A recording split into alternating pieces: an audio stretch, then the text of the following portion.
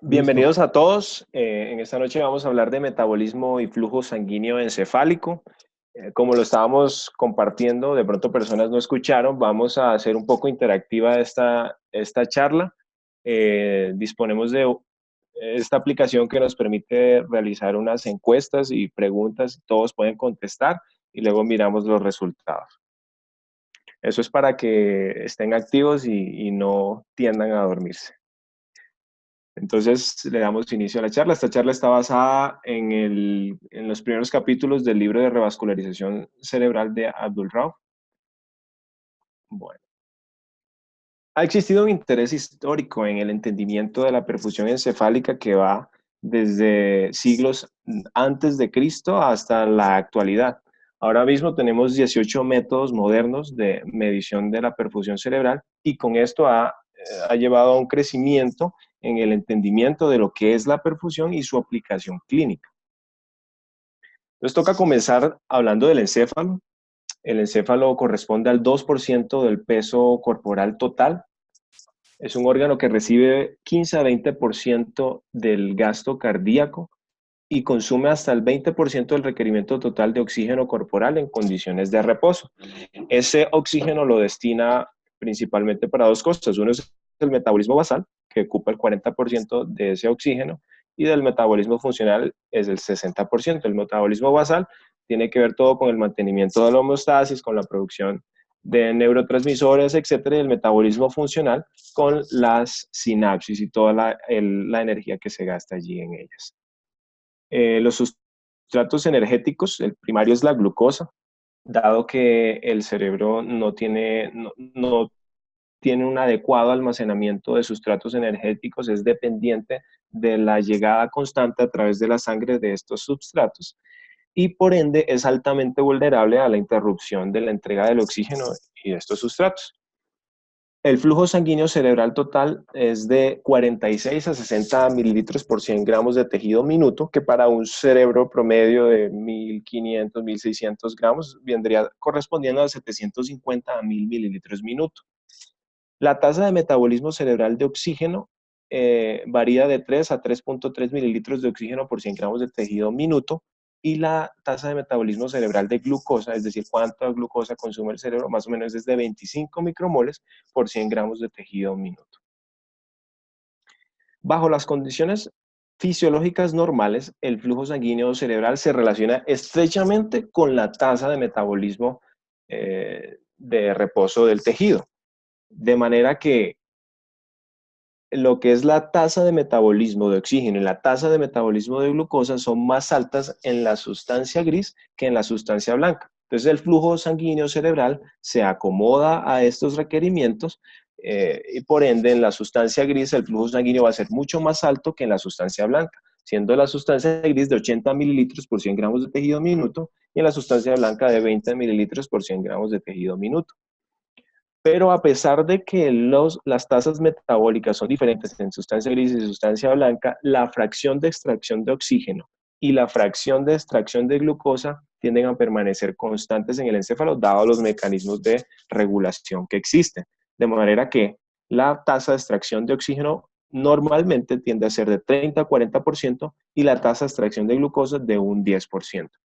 Con el avance de la edad, se ha visto que la tasa de metabolismo de glucosa disminuye, pero el flujo sanguíneo cerebral y la tasa de metabolismo de oxígeno tienden a permanecer iguales.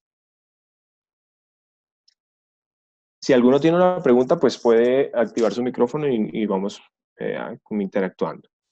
Este es un estudio de un PET que nos está mostrando. Esperen, activo esto.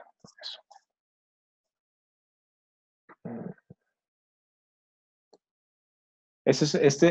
En esta gráfica queremos mostrarles eh, cómo se comporta la sustancia gris versus la sustancia blanca, por ejemplo, en el flujo sanguíneo cerebral. Si ustedes se dan cuenta, la sustancia gris tiene mayor flujo sanguíneo cerebral que la sustancia blanca.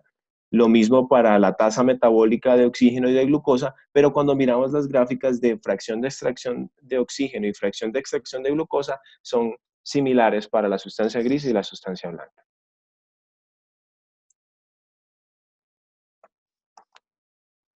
Eso. El flujo sanguíneo cerebral está determinado por dos variables. La primera es la presión de perfusión cerebral y la segunda es la resistencia vascular cerebral. La presión de perfusión cerebral regional media corresponde a la diferencia entre la presión de perfusión cerebral global y la presión venosa cerebral reversa. Esta presión de perfusión cerebral global es la presión arterial media regional que en condiciones normales, en ausencia de obstrucciones arteriales, es la misma presión arterial media sistémica. Y la presión venosa cerebral reversa usualmente es despreciable a menos de que sí exista una elevación de la presión intracraneal o alguna obstrucción del flujo venoso. De ahí que en algunas ocasiones hemos escuchado que la presión de perfusión cerebral es igual a la presión arterial media menos la presión intracraneal.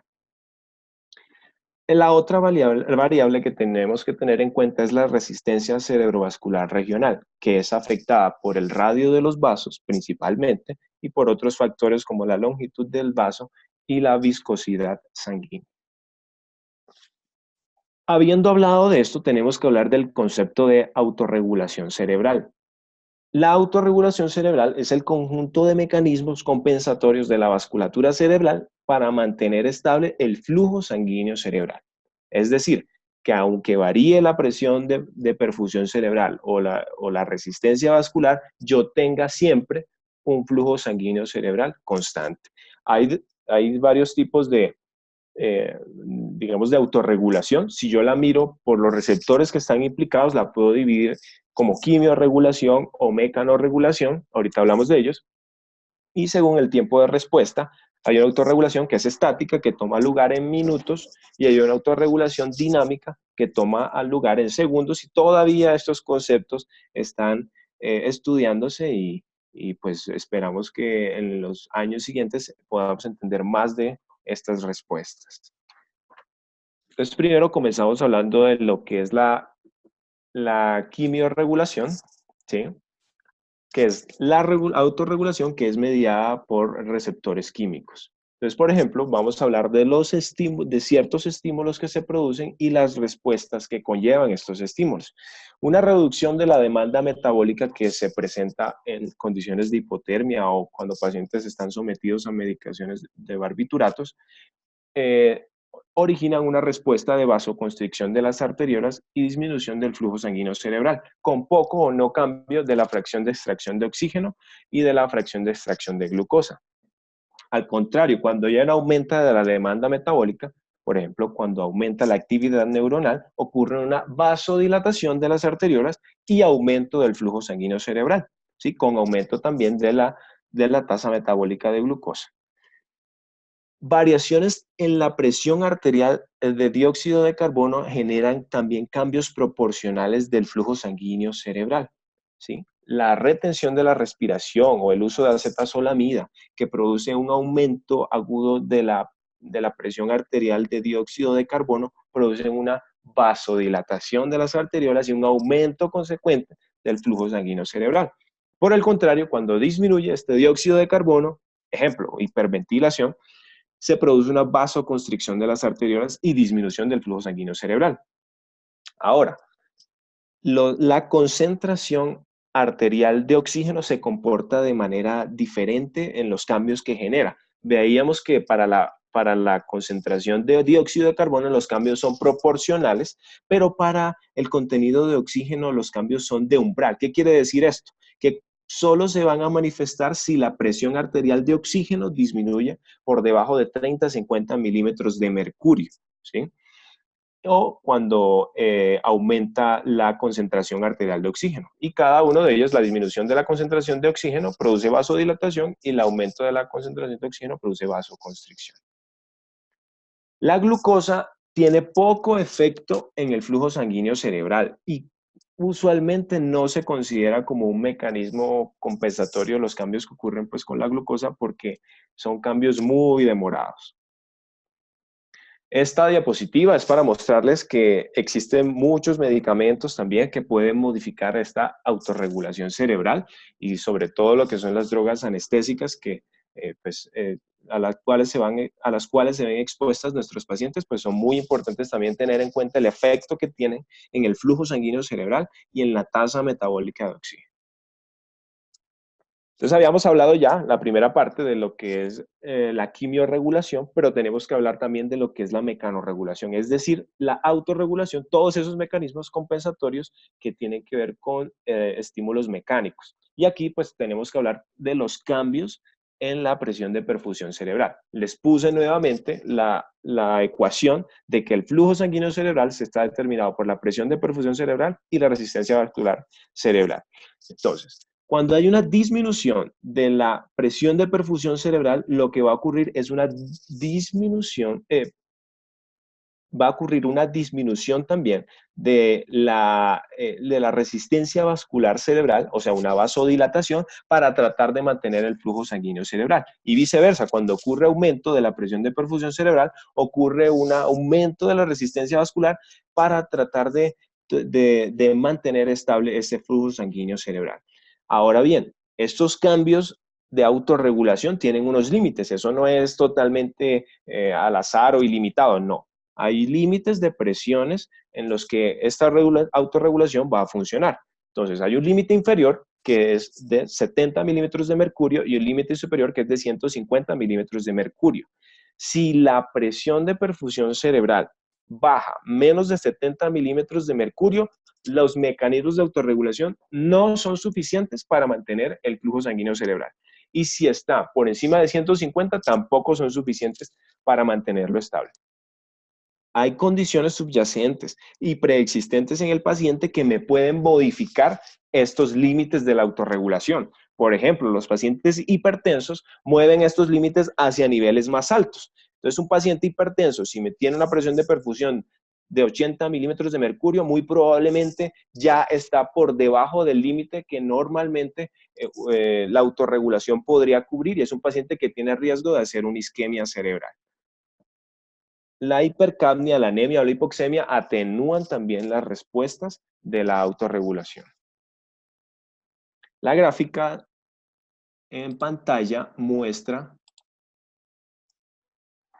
los límites de la autorregulación. Entonces, en el eje de las X tenemos la presión de perfusión cerebral y en el eje de las Y el flujo sanguíneo cerebral. Entonces, lo que habíamos hablado, mientras esté entre 70 y 150, se va a mantener estable el flujo sanguíneo cerebral. Una vez se superan esos límites de la autorregulación, cambia el flujo sanguíneo cerebral. Si está por debajo de 70, disminuye e incluso ustedes pueden ver acá, puede llegar a la isquemia tan severa que lleva a muerte celular.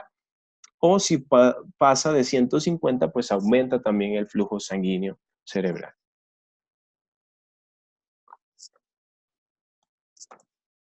En esta gráfica también podemos ver las consecuencias de la disminución de la presión de perfusión cerebral y el porcentaje de cambio que tienen diferentes variables. Entonces, mientras la presión de perfusión cerebral esté por encima del límite de la autorregulación, o sea, entre 70 y 150, la vasodilatación es suficiente y se mantiene la fracción de extracción de oxígeno, que habíamos hablado que siempre tiende a estar constante, y se mantiene también el flujo sanguíneo cerebral. Una vez se pasa este umbral, la fracción de extracción de oxígeno sube porque el flujo sanguíneo cerebral empieza a disminuir. Entonces, de la sangre, de la poquita sangre que le está llegando a las células, ellas empiezan a sacar de todo el oxígeno que tienen para tratar de continuar su metabolismo.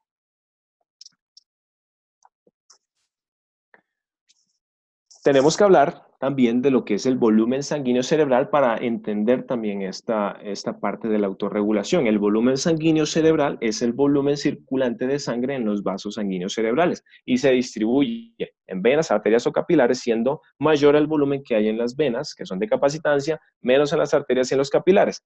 Y cada uno de estas regiones tienen una sensibilidad distinta a los cambios autorregulatorios. Las arterias, principalmente las arteriolas, son las que más son sensibles a los cambios de autorregulación. Entonces, ¿qué pasa normalmente con el volumen sanguíneo cerebral si la presión de perfusión disminuye? Lo normal es que el flujo sanguíneo cerebral incremente. ¿Por qué?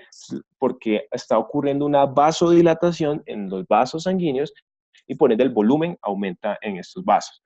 Si yo veo que hay una disminución de la presión de perfusión cerebral y no me incrementa el volumen sanguíneo cerebral, tengo que pensar en 4 cosas.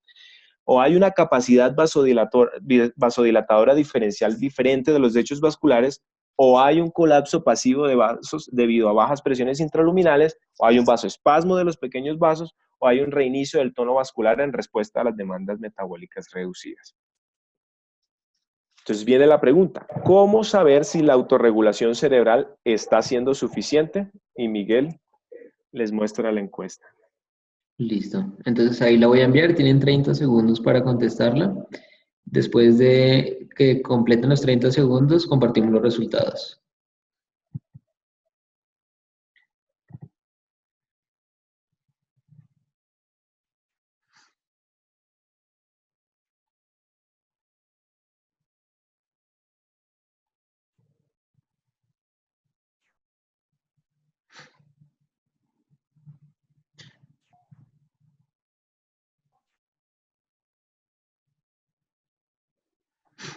Listo. Han contestado hasta el momento 4 personas. 5. Quedan 10 segundos. Puritica, despierte. Y listo. Entonces, completamos los 30 segundos y estos son los resultados. Muy bien. 82% de los participantes respondieron correctamente. La respuesta correcta es todas las anteriores. Eso. Entonces, Listo, muy bien. Estamos despiertos, estamos despiertos. Muy bien. Puritica dijo la B. ¿Cómo le fue allá? Aquí está, aquí está. No me desconcentre. entonces Dijo la O. Puritica, despierte. ¿Para qué puso la A? Profe, acuérdese que están grabando. Casi me choco aquí por estar leyendo esa marica. Más bien no se choca, se le quemó la olla, viejo. Tocó parar, weón. Muy bien, entonces seguimos. Hay 3 métodos de medición hasta el momento que se han descrito para saber si la autorregulación está siendo suficiente para mantener este flujo sanguíneo cerebral. El primero es la medición del flujo sanguíneo cerebral basal y posestímulo vasodilatador químico. ¿Qué es un estímulo vasodilatador? Pues es poner al paciente a inhalar dióxido de carbono o pedirle que retenga la respiración o le doy acetazolamida o le pido que haga alguna actividad fisiológica. Con eso que estoy buscando, que haya una vasodilatación. Entonces, si yo mido ese flujo sanguíneo cerebral basal y luego después de la vasodilatación lo considero anormal si hay una alteración en el incremento normal del flujo sanguíneo cerebral, que yo normalmente espero que haya un incremento. Ahora, si ese incremento es reducido o hay ausencia de incremento o por el contrario lo que obtengo es una reducción paradójica, eso no es normal. Es un paciente que la autorregulación no le está haciendo suficiente. El otro método para saberlo es la medición cuantitativa del volumen sanguíneo cerebral regional, solo o en combinación con la medición del flujo sanguíneo, del flujo sanguíneo cerebral en reposo. Y lo considero anormal si hay un incremento en el volumen sanguíneo cerebral o en la tasa de volumen sanguíneo cerebral sobre flujo sanguíneo cerebral comparado con sujetos normales. ¿Por qué? Porque yo ya tengo unas tablas en donde sé cuál es el volumen sanguíneo cerebral para una persona de ese sexo, de esa edad y todo. Y si este flujo sanguíneo, este volumen sanguíneo lo tengo por encima de ese umbral que considero normal, es alguien que ya de por sí tiene que tener alguna alteración en la autorregulación. Y el tercer método, que es el método que hasta el momento se considera como más efectivo y menos sujeto a sesgos, es la medición directa de la fracción de extracción de oxígeno regional. ¿Por qué? Porque ya vimos que mientras la autorregulación esté funcionando, la fracción de extracción de oxígeno, a pesar de todas las variables que puedan haber, debe mantenerse constante. Si está aumentada esta extracción de oxígeno, eso es anormal. Entonces, con todas estas variables, venimos a este sistema de clasificación de la hemodinámica cerebral, donde tengo 4 estadios. El estadio 0 es el estadio normal, donde todo está normal, ¿sí? El estadio 1 es donde hay un compromiso hemodinámico, porque la presión de perfusión cerebral está disminuida, pero está sobre el límite inferior de la autorregulación. Es decir, que todavía la autorregulación me logra mantener normal el flujo sanguíneo cerebral. Y así yo le haga el estímulo vasodilatador, voy a obtener que el flujo sanguíneo cerebral me aumenta, que la fracción de extracción de oxígeno está normal, que el volumen sanguíneo también aumenta como debe aumentar normalmente, el tiempo de tránsito medio aumenta, todo está normal allí también, todo se logra autorregular. El estadio 2 es la falla hemodinámica también llamada perfusión mísera, donde la presión de perfusión cerebral está por debajo del límite inferior de la autorregulación. Es decir, en sujetos normales estaría por debajo de 70 milímetros de mercurio. ¿Y esto qué me está llevando? Me está llevando a que el flujo sanguíneo cerebral disminuya. O sea, ya empiezo a ver afección del flujo sanguíneo cerebral. Y cuando le hago la prueba con vasodilatador, el flujo sanguíneo cerebral aumenta, pero no lo considerable que debería aumentar en una persona normal. Y la fracción de extracción de oxígeno, mírenlo acá, en esta flechita me empieza a aumentar, ¿sí? Esto no es normal. El estadio 3 es la hipoperfusión emparejada, donde todavía la presión de perfusión me baja muchísimo más del límite inferior de la autorregulación y el flujo sanguíneo baja muchísimo más también, ¿sí? Entonces, cuando le hago los estímulos con los vasodilatadores, el flujo sanguíneo voy a ver que en vez de aumentar, lo que veo es que disminuye. ¿Por qué pasa esto? Es que en el estadio 3 la hipoperfusión ha sido tan severa que ha habido muerte neuronal, ha habido muerte de las células y la tasa metabólica de oxígeno de dicha región disminuye. No porque las células ahora requieran menos oxígeno, sino porque el número de células disminuyó, entonces aparentemente el consumo de oxígeno disminuye. Por eso la fracción de extracción de oxígeno se ve falsamente normal. Y el volumen sanguíneo cerebral pues aumenta también, igual que el tiempo de tránsito medio. Estos pacientes en estadio 2 y en estadio 3 tienen riesgo de hacer isquemia cerebral. Y aquí pues Miguel les pone la otra pregunta. Listo, para esta pregunta también tenemos 30 segundos. Al final les comparto los resultados. Entonces, ahí va. El que sabe, sabe, viejo. 10 segundos. Listo. Léala para los que vamos manejando, porfa. ¿Qué pacientes con estenosis carotidia serían potenciales candidatos para un bypass de carótida externa a carótida interna? José, cuidado, se le quema el café. Cuidado, José, deje la olla, bájale el fogón mientras contesta. La B dice para... Deje el arrocito en bajo.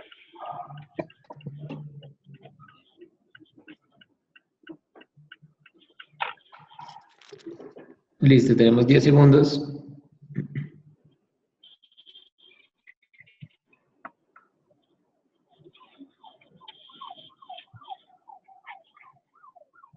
Listo, muy bien. Y estos son los resultados. Muy bien. 76% de los participantes contestaron bien la pregunta. La respuesta correcta es para los estadios 2 y 3. Para el estadio 1 de compromiso hemodinámico todavía no es muy claro si estos pacientes tienen riesgo de hacer stroke isquémico y por eso ahí está, todavía no está muy bien definido si se benefician de hacer o no una revascularización. Buridical contestó de... Bueno, esta tablita es para, o esta gráfica, perdón, es para mostrarles lo mismo que estábamos hablando, cómo se comportan las diferentes variables en el estadio 3, en el estadio 2 y en el estadio 1.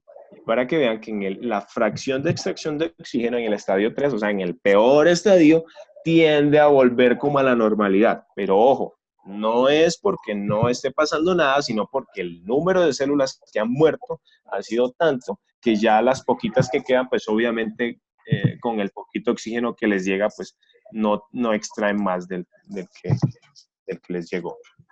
Lo mismo esta gráfica que está acá. Esta es como una manera tridimensional de verlo en el estadio 1, cómo está la resistencia vascular, ¿sí? Como en el estadio 2 empeora, pero en el estadio 3 vuelve falsamente a ser normal, entre comillas. Ahora bien, ¿cómo, ustedes me preguntarán, cómo puedo yo medir todas esas variables de las que hemos estado hablando? Y pues eso es otra charla que vamos a hacer, pero les daré el abrebocas de que esta serie de estudios que salen en pantalla, como son el Doppler transcraneal, el SPECT, el espectro auditivo, el TAC con perfusión, el PET, la resonancia con perfusión, la resonancia Volt y la resonancia DSC, son diferentes estudios y cada uno de ellos con sus ventajas y sus desventajas que me permiten calcular estas variables de las cuales estuvimos hablando hoy.